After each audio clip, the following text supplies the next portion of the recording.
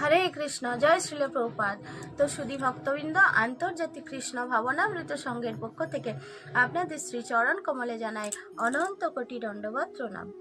তো আজকে আমি আমলকি একাদশী ব্রত নিয়ে মাহাত্ম্য নিয়ে আলোচনা করব। কৃপাপূর্বক আপনারা শ্রবণ করুন এবং আমার ভুল ত্রুটি ক্ষমা সুন্দর দৃষ্টিতে দেখবেন। তো এই আমলকি একাদশী ব্রত কবে পড়েছে? 14ই ফাল্গুন 27শে ফেব্রুয়ারি শুক্রবার আমলকি একাদশীর উপবাস। আর তারপর দিন অর্থাৎ 15ই ফাল্গুন 28শে ফেব্রুয়ারি শনিবার একাদশীর পারণ ভোর 5:59 থেকে সকাল 9:52 মধ্যে। আর ওই দিন শ্রীল মাধবেন্দ্র পুরীপাদের তিরোভাব তিথি, শান্তিপুর উৎসব। অর্থাৎ এই মাধবেন্দ্র পুরীপাদের জন্য ভগবান ক্ষীর চুরি করেছিলেন। তাই কি নাম হয়েছিল ভগবানের? যে ক্ষীরচোরা গোপীনাথ।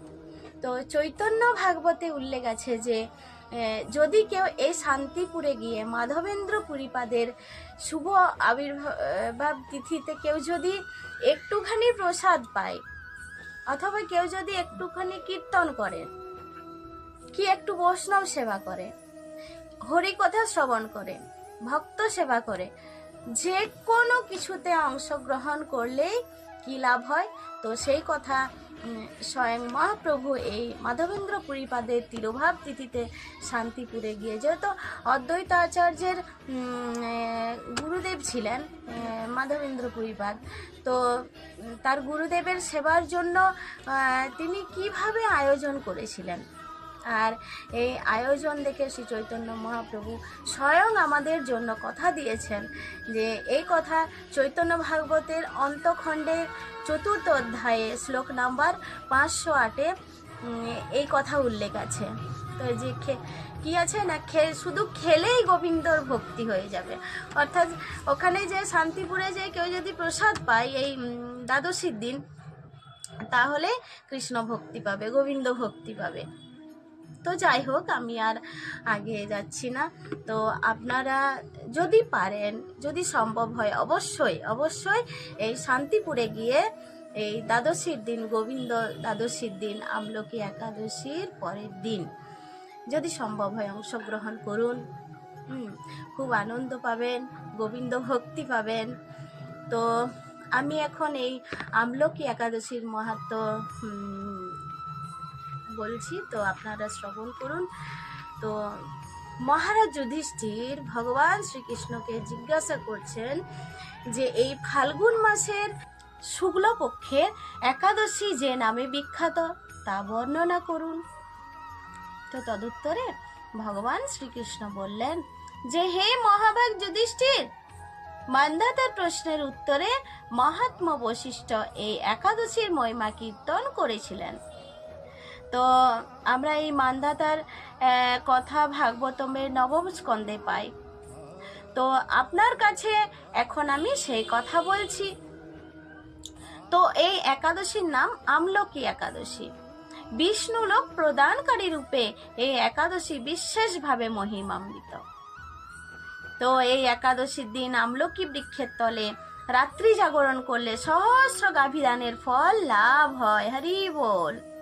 তো হে পাণ্ডুনন্দন, পূর্বে ব্রহ্মা রাত্রিতে দৈনন্দিন প্রলয় উপস্থিত হলে স্থাবর জঙ্গম সহ দেবতা, অসুর ও রাক্ষস সব কিছুর বিনাশ হয়। আর তখন ভগবান সেই কারণ সমুদ্রে অবস্থান করেন, কারণ তার মুখপদ্ম থেকে এক চন্দ্রবর্ণের এক বিন্দু জল ভূমিতে পড়ে, আর সেই জলবিন্দু থেকে একটি বিশাল আমলকি বৃক্ষ উৎপন্ন হয়। আর এই বৃক্ষের স্মরণ মাত্র গোদানের ফল লাভ হয়। দর্শন করলে কি হয়? দর্শনে তার থেকে দ্বিগুণ ফল লাভ হয়। আর এই আমলকি ফল ভক্ষণ করলে কি হয়? 3 গুণ ফল লাভ হয়। হরি বল। আপনারা কোনটা করবেন? এই 3 গুণ করলেই মনে হচ্ছে ভালো হয়, তাই না? ফল ভক্ষণ করলে 3 গুণ লাভ হবে।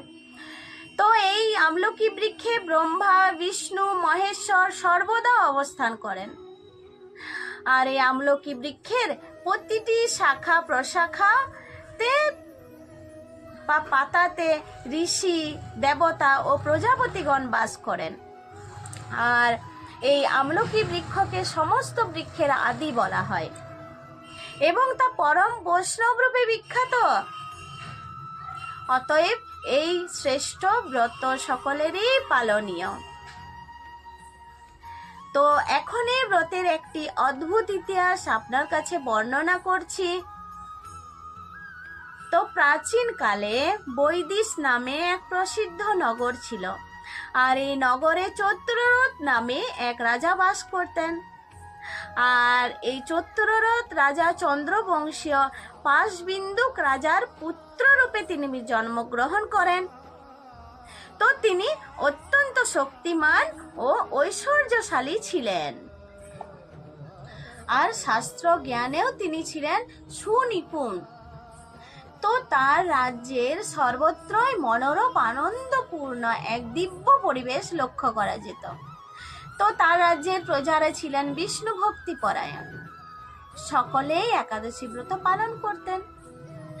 আর তার রাজ্যে কোনো অভাব অমঙ্গল ছিল না। তো এইভাবে প্রজাদের নিয়ে রাজা চৈত্ররথ সুখে দিন যাপন করতে থাকেন। তো এক সময় কি হলো না, এক সময় ফাল্গুনী শুক্লপক্ষের দ্বাদশী যুক্তা আমলকি একাদশী তিথি সমাগত হওয়ায় রাজ্যের সকলে এই ব্রত পালনের সংকল্প করলেন। দেখুন ফাল্গুন মাসটা কতটা শুভ, কারণ এই ফাল্গুন মাসেই তো ভগবান মহাপ্রভু এসেছিলেন না, শ্রী চৈতন্য মহাপ্রভু। আর ওই দিন প্রাতঃ স্নানের পর রাজা প্রজাদেরকে নিয়ে ভগবান শ্রী বিষ্ণু মন্দিরে যান। সেখানে সুবাসিত জল পূর্ণ কলস, ছত্র, বস্ত্র, পাদুকা, পঞ্চরত্ন ইত্যাদি দিয়ে সাজিয়ে স্থাপন করেন। আর তারপর ধূপ দীপ দিয়ে যত্ন সহকারে ঋষিদের দ্বারা শ্রী পরশুরাম মূর্তি সমন্বিত আমলকির পূজা করেন। আর বলতে থাকেন যে হে পরশুরাম, হে রেণুকার সুখবর্ধক, হে ধাত্রী, হে পাপ বিনাশিনী আমলকি, তোমাকে প্রণাম, আমার অর্ঘ্যজল গ্রহণ করো। আর এইভাবে দিনে যথাবিধি পূজা, স্তব, স্তুতি, নিত্য গীত করে রাজা ভক্তি ভরে সেই বিষ্ণু মন্দিরে রাত্রি জাগরণ করতে লাগলেন। তো এমন সময় দৈবযোগে একটি ব্যাধ সেখানে উপস্থিত হয়। পূজার সামগ্রী সহ বহু ব্যক্তিকে একত্রে রাত্রি জাগরণ করতে দেখে সে কৌতূহলাক্রান্ত হলো। আর সে ভাবলো এসব কি ব্যাপার। বিষ্ণু মন্দিরে প্রবেশ করে সে বসে পড়ল আর কলসের উপর স্থাপিত বিষ্ণু মূর্তিকে দর্শন করল। ভগবান বিষ্ণু এবং একাদশীর মাহাত্ম্য সে মনোযোগ দিয়ে শুনল। সারাদিন ওই ব্যাধ কিছু আহার করেনি, আর এইভাবে ক্ষুধায় কাতর হয়ে সেখানে সে রাত্রি জাগরণ করল। তো তার পরদিন প্রজা সহ রাজা নগরের দিকে যাত্রা করলেন, আর সেই ব্যাধও তার গৃহে ফিরে গেল। এরপর কি হলো না, এরপর এক সময় সেই ব্যাধের মৃত্যু হলো। আর এই আমলকি একাদশী রাত্রি জাগরণ ব্রত প্রভাবে সেই ব্যাধ পরবর্তী জন্মে এক রাজ্যের অধীশ্বর রূপে নিযুক্ত হলো। তো জয়ন্তী নামে এক নগরী ছিল, আর সেখানে বিদুরথ নামে এক রাজা বাস করতেন। সেই ব্যাধ বিদুরথ রাজার মহাবলী পুত্র রূপে জন্মগ্রহণ করেন। তো তার নাম হয় বসুরথ। আর এই বসুরথ 1,00,000 গ্রামের আধিপত্য লাভ করেন।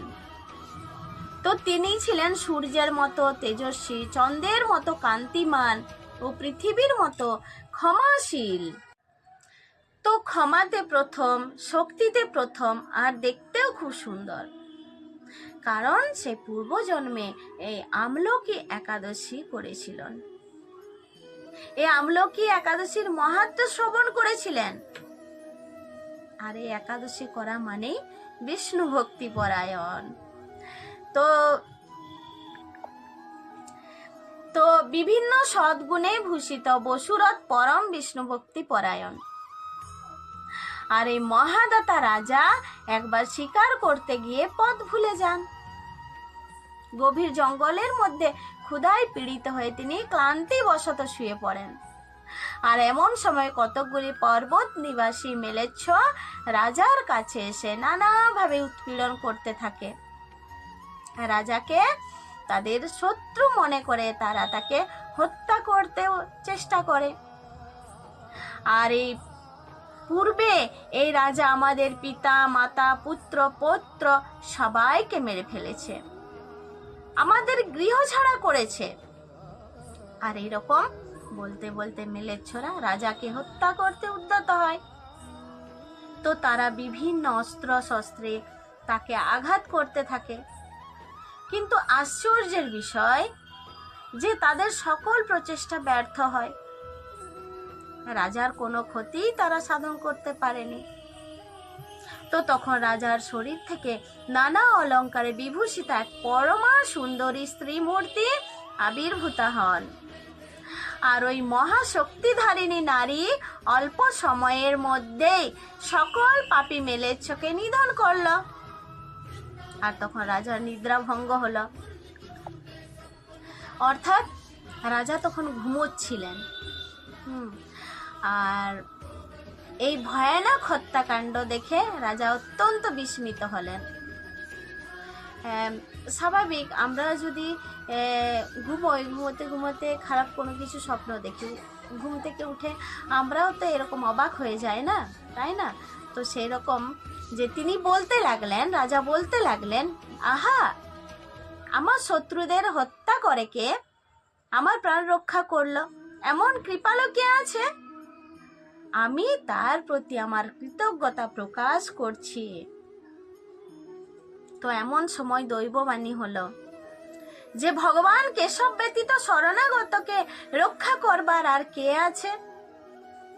অর্থাৎ রাজা যখন নিদ্রায় ছিলেন, নিদ্রা ভঙ্গ হওয়ার পর যখন তিনি ভাবছেন, অবাক হচ্ছেন, তখন দৈববাণী হলো যে তিনি শরণাগত পালক।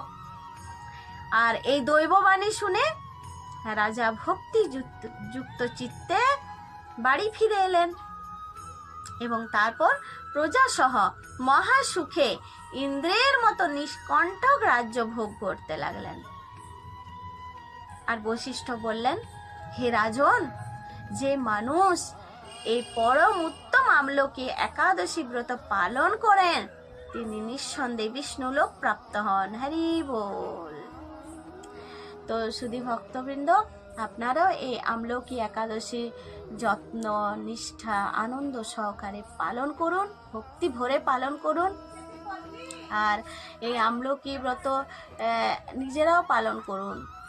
প্রতিটা একাদশী, শুধু আমলকি একাদশী কেন, প্রতিটা একাদশী ব্রত পালন করুন, অন্যকেও পালনে উৎসাহিত করুন।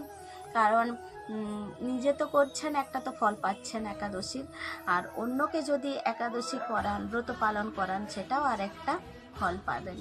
হ্যাঁ, এটা শাস্ত্র বলছে, দুটো ফল পাবেন একসাথে। তো আপনারা হরে কৃষ্ণ মহামন্ত্র জপ করুন, হরিনাম জপ করুন, হরে কৃষ্ণ মহামন্ত্র জপ করে নিজের জীবনকে আনন্দময় সুখময় করে তুলুন। হরে কৃষ্ণ কৃষ্ণ কৃষ্ণ হরে হরে, হরে রাম রাম রাম হরে হরে। আমলকি একাদশীর মাহাত্ম কি জয়, জগৎগুরু শিলা প্রভুপাদ কি জয়, অনন্ত কোটি বৈষ্ণব ভক্ত বৃন্দ কি জয়।